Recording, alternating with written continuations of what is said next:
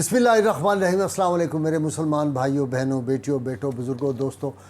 17 रमज़ान मुबारक आपको मालूम ही है कि हक़ व बातिल का पहला बड़ा मार्का जो था वो हुआ, और जिसमें नबी करीम सल्लल्लाहु अलैहि वसल्लम के सहाबा की तादाद 313 थी और कुफ़ार 1000 की तादाद में थे। यानी 3 गुना बड़े दुश्मन को जिस तरह शिकस्त फाश थी, मुसलमानों ने ये जो ग़ज़वा बदर था इसमें किल्लत व कसरत के जो पैमाने थे उनका तसव्वुर बदल के रख दिया। और एक तरफ दुनिया भर के उस वक्त के बेहतरीन हथियार थे और दूसरी तरफ क्या हाल था, हफीज़ जलंधरी के बकौल न तेगो तीर पर तकिया, न खंजर पर, न भाले पर भरोसा था तो एक सादी सी काली कमली वाले पर। तो ये जो मदद होती है अल्लाह ताला की नुसरत, जब नीयतें साफ़ हों, जब इरादे बुलंद हों, जब यकीन अल्लाह और अल्लाह के रसूल सल्लल्लाहु अलैहि वसल्लम पे हो, तो फिर कामयाबियाँ कामरानियाँ शुरू में ही कदम चूमती हैं। आज मैंने मैदान बदर के हवाले से कुछ बातें आपसे ज़रूरी करनी है। ये ग़ज़वा बदर वो था जिसमें ये साबित हो गया जो मैं रोज़ कहता हूँ कि हमारी गैर मशरूत मोहब्बत और लामहदूद वफ़ादारी सिर्फ़ और सिर्फ नबी आलमीन सल्लल्लाहु अलैहि वसल्लम से होनी चाहिए एक मुसलमान की। सहाबा किराम ने यह दिखा दिया कि दुनिया के सारे रिश्ते हेज हैं, अल्लाह और रसूल की मोहब्बत जो है वलीन है। और आप देखते हैं कि वो जो हफीज़ जलंधी मरहूम ने कहा था ना कि मोहम्मद है मताए आलम ईजाद से प्यारा, पिदर मादर बरादर माल व जाँ औलाद से प्यारा। और मोहम्मद सल्लल्लाहु अलैहि वसल्लम की मोहब्बत खून के रिश्तों से बाला है, ये रिश्ता दुनियावी कानून के रिश्तों से बाला है। ये दिखाया करके आप देखें, ये वही जंग थी जिसमें एक तरफ सैयदना उमर रज़ी अल्लाह ताला अन्हु जो थे, उन्होंने अपने सके मामू जो था आस उसको जहन्नुम रसीद किया। अबू उबैदा बिन जराह के वालिद जराह जो थे वो मुखालिफ थे, उन्होंने अपने वालिद जो थे उसको उसमें कत्ल किया। मुसअब बिन उमैर ने अपने भाई को जो था वो मारा था। अबू हुज़ैफ़ा के वालिद उतबा उतैबा और उनके जो थे चचा शैबा और वलीद जो भाई थे उनको उन्होंने ख़ुद वहाँ पे वो कत्ल किया। तो ये जो मंज़र था कि वहाँ खूनी रिश्तों की कोई हैसियत नहीं थी, असल रिश्ता जो था ये अल्लाह रसूल का था।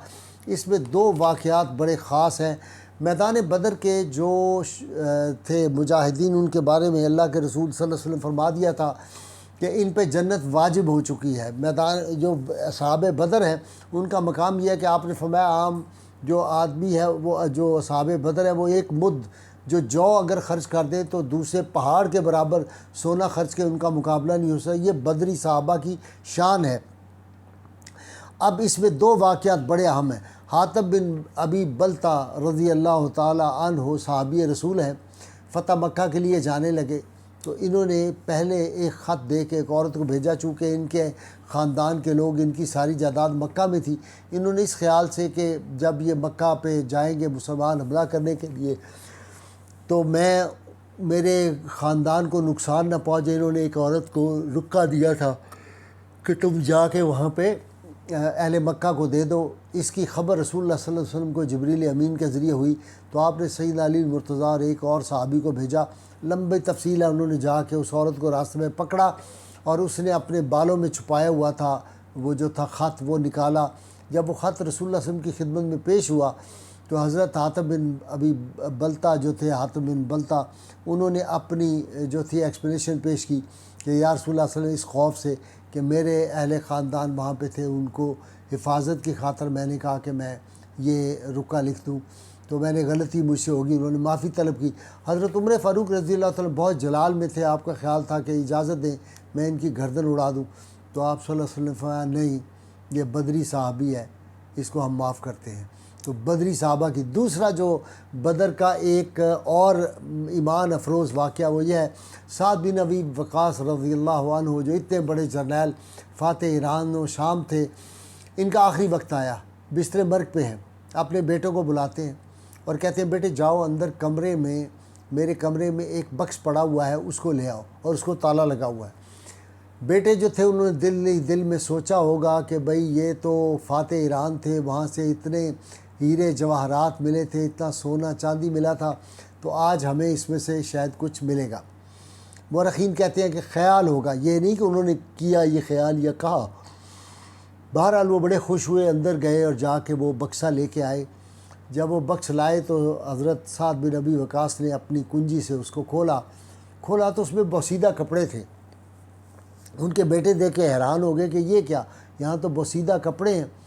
تو انہوں نے فرمایا کہ بیٹا یہ میرا وہ لباس ہے جو میں نے بدر میں پہنا تھا، میری خواہش یہ تھی کہ جب میں مروں تو مجھے بدری لباس میں دفنایا جائے، لہٰذا ان کو اسی لباس میں دفنایا گیا تھا۔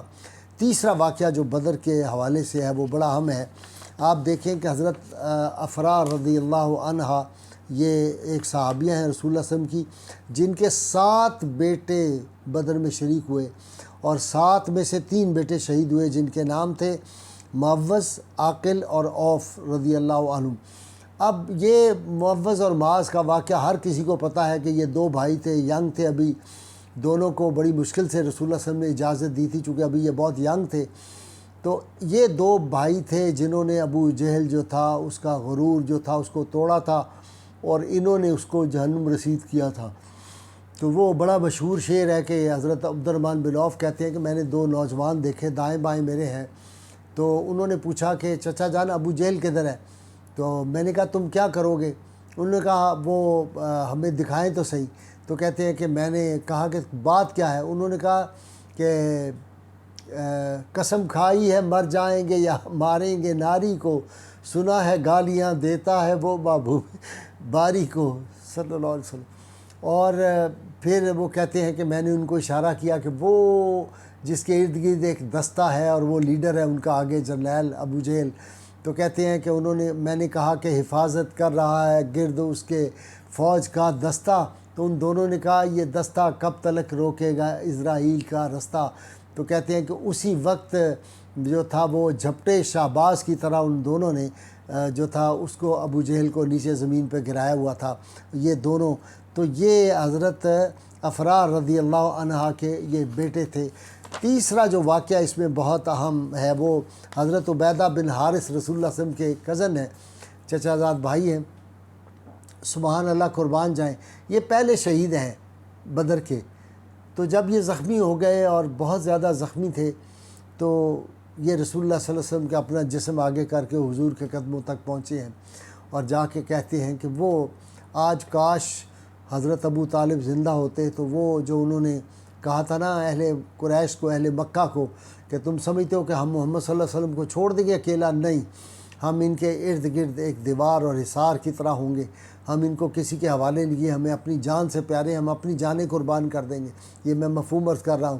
کہا کہ آج اگر وہ ہوتے اور دیکھتے کہ میں آپ پہ قربان ہو رہا ہوں تو یقیناً ابو طالب کی آنکھیں ٹھنڈی ہوتی، ان کا کلیجہ ٹھنڈا ہوتا۔ یہ شہید ہیں۔ پھر اللہ نے ان کو مقام یہ دیا کہ کچھ عرصہ کے بعد رسول اللہ صلی اللہ علیہ وسلم ایک قافلے کے ساتھ جا رہے ہیں، وادی افرا سے گزرے تو وہ مہک رہی تھی، وہاں خوشبوئیں تھیں۔